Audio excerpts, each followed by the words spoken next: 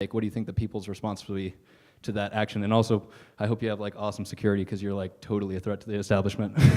You're awesome. Thank you. Thank you. Fortunately, you're wrong about that last thing because I'm not a threat at all. Ideas are powerful, and ideas change the future more effectively than any other thing in the history of humanity. Not people, ideas. And the good news is that Bitcoin isn't people, it's ideas. There's a lot of people behind it, but fundamentally it's an idea. And in one really beautiful way, it's an idea that has been distilled into some mathematical formulas and put together as software so that idea now runs on the internet. And it doesn't run in one place on the internet. It's an idea that has been set free and runs everywhere.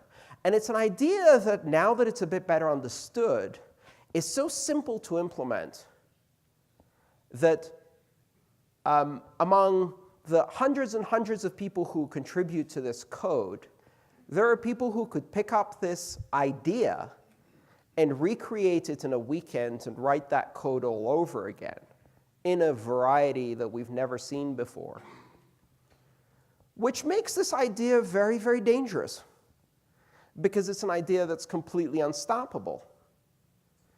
Now, governments have a problem with unstoppable things, primarily because their general application of power is to stop things.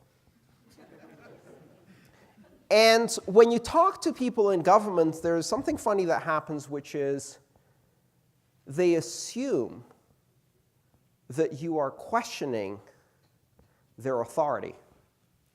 They assume that you are questioning whether they are duly authorized,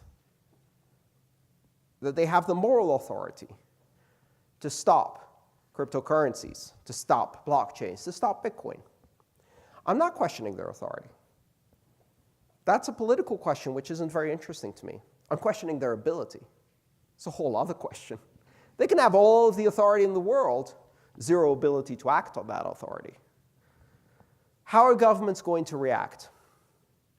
I recently did a little study, which I'm going to release, a public domain, which is a mashup between the World Freedom Index, which is a score of every country in the world on civil and political liberties, which is done by an independent organization, very, very respected, backed by many international institutions, versus the legal status of Bitcoin and other cryptocurrencies in each country.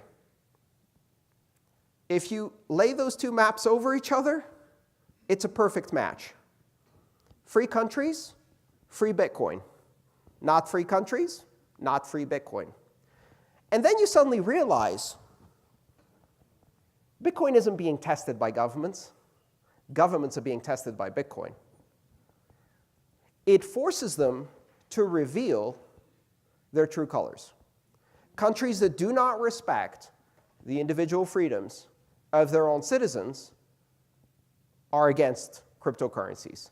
Countries that do respect the individual freedoms of their citizens support, or at least allow, or they think they allow, cryptocurrencies to continue. And so what's really interesting is that when you have an idea that is powerful and freeing, that idea is like a mirror you put up to your government, and you see what's reflected back. What system of government do you have? Well, here's a litmus test. How do they feel about this? Because it's an idea that's powerful and gives people freedom. This is the state today. Free countries allow the use of these technologies. It's not going to be the state forever. And the reason is that this is an idea that's very powerful and very freeing. And so even governments that appear to be free will be challenged by this test. And eventually they will fail it. They will fail it now when things are hunky-dory. They'll fail it when they need to because their own currency is suffering. So when you see crises, there's a need for a scapegoat, right? And that scapegoat has to be something convenient. I expect that governments will not react well to this phenomenon. We've seen how the government of Turkey, the government of India, the government of Venezuela have acted. They call people who use Bitcoin terrorists.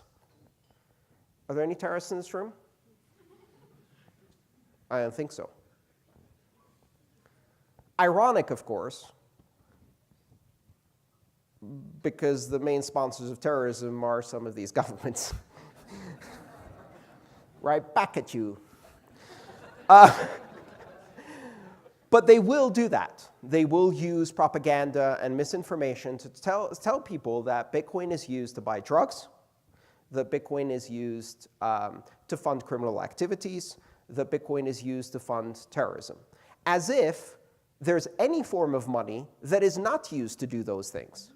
And this is a great irony, because money is a tool to convey value, and if you're conveying value, of course you're going to use it to convey value on things that are not strictly legal, or at least in this country or that country, they're not strictly legal.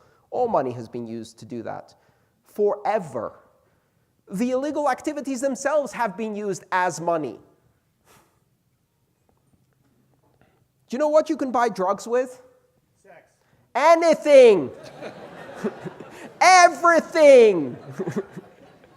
There is nothing you can't buy drugs with. So the idea that this is the problem is ironic. Governments will react poorly. They'll try to stop it. They'll fail to stop it. They'll try to demonize it. They'll fail to demonize it. Because in the end, people will see that when it becomes a choice between the future of their children and obeying a stupid law, guess what wins? Every time. And that's exactly what's happening in Venezuela. So I'm very positive that with the right powerful idea, we can get a world that is much more free than it is today. But it won't be without a fight. And most of that fight will be about propaganda.